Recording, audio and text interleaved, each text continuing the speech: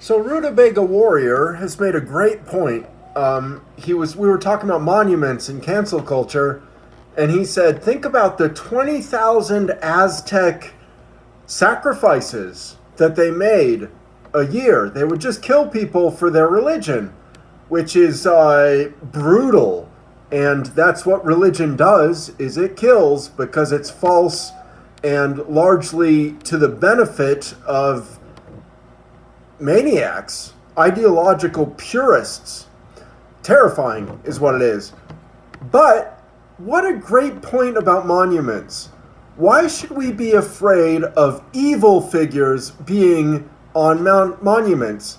Now, the point that cancel culture makes is, hey, we have all these Confederate monuments, and it's totally disproportionate. And there was obviously a movement to put all these monuments up to these assholes, and it looks like it's just more racism and pro-slavery BS.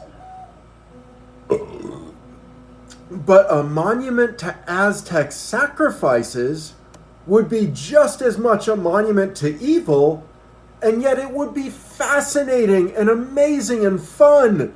You could have the priest up there with the knife, and he could be sliding it into the baby's neck. You could have some cool ass statues. Wow, what a great idea.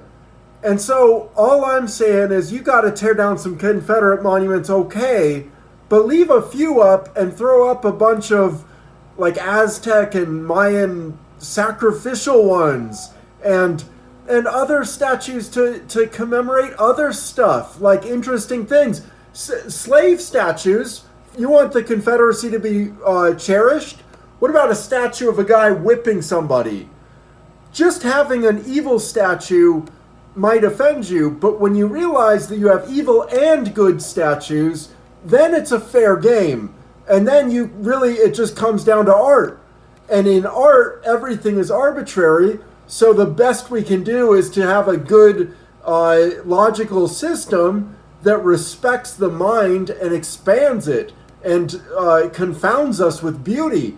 You could make excellent ironwork monuments, a brass image of a slave master. Well, I mean, here is going too far, right? But that's what I would do. If I controlled the world, I would go too far. We could have monuments of slavers raping slaves. And that would be as Confederate as the Confederate soldiers.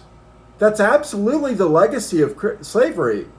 So anybody who has the guts to put that up in their town, realize how much frustration that would cause. But it's very much American history.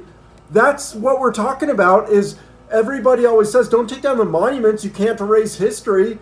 Well, let's just have a full picture of what history is.